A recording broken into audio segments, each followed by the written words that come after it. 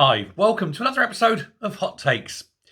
Yesterday, you may remember I did a video on Stephen Flynn gaslighting for means testing of the winter fuel payment. There seems to be much confusion within the SNP, and I'm not entirely sure it's not deliberate. I think they may be muddying the waters, but certainly comments made by various members of the party over the time kind of puts them in a position where you can basically not believe anything they're saying. The Nats have officially come out against Labour's cutting of the winter fuel payment, making it a means-tested benefit. But this seems to be empty, hollow rhetoric, because over the years, they've made it quite clear that they actually object to older people because older people tend to be more union-minded. And for the SNP, it's a useful thing if you can knock them out one way or another.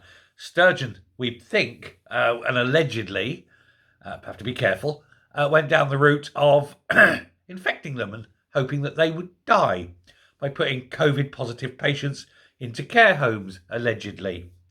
When that failed to work as spectacularly well as she hoped, although maybe 10,000 did die, which is all helpful for her cause, they realised other things will be necessary.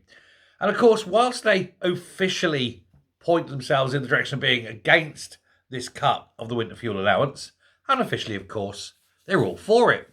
If a few old people can cark it during the winter months, all the better for the SNP. Now, they are, of course, a party much reduced. Certainly they are such a minority now in Westminster as to be virtually ignorable there. But they do still hold that balance of power in Scotland, unfortunately. But they get themselves whipped into this sort of furious reaction when anyone challenges them, because grievance is all they have now. They cannot argue the right. They cannot argue the facts because all the facts go against them. And so they're sitting there in this sort of miasma of ineptitude where the truth can destroy them.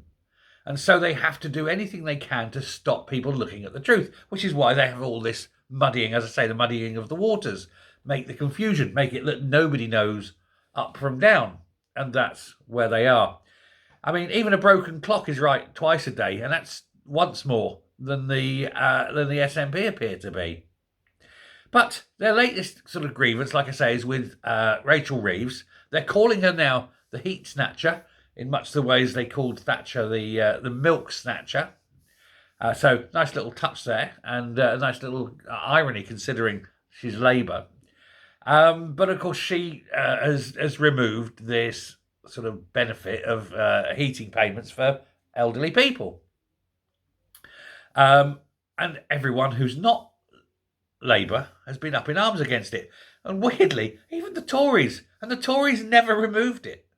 And if anyone was going to remove it, it would be the Tories thinking, oh, the bastard Tories would do it, oh, blah, blah, blah. But they didn't. They kept it because ultimately it's not that great a cost to the nation. So you have to ask why Labour are doing it. Well, it just seems for Labour, it's just sheer nastiness. They just don't like old people.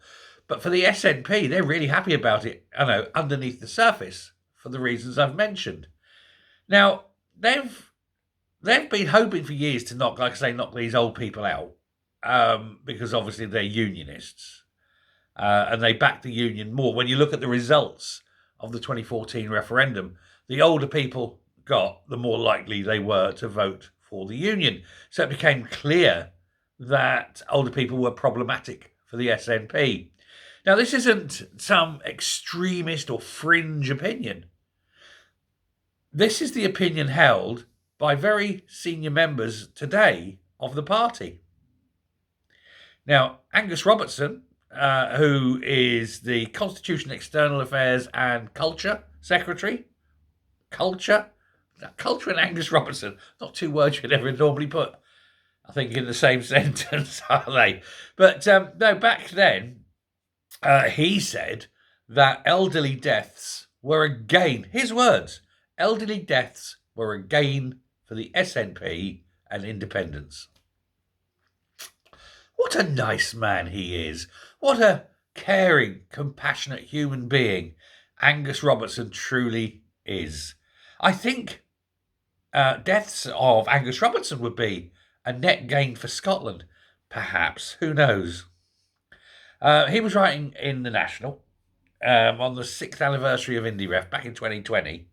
And his words were, since 2014, opinions have clearly not been static, he said. And the polls have shown a gradual rise in support for independence. Well, that's not true. So he's writing it, yes, but he's writing clear bullshit because, if anything, the case for unionism is rising because people are opening their eyes, looking around and seeing the true mess of Scotland today.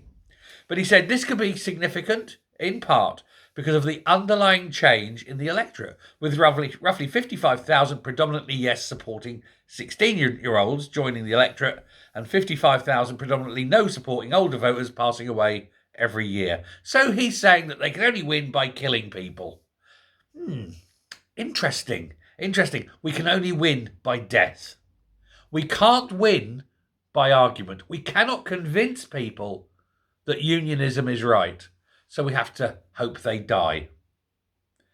If ever there's a sign that your political views are wrong, it's when you have to rely on death to win.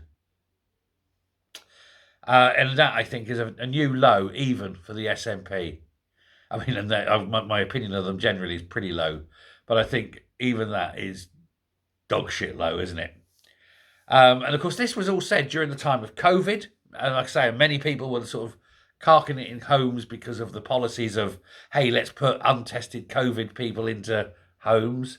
Let's use euthanasia as a cure for COVID before quickly removing it. But thankfully, we caught that before they could get away with it.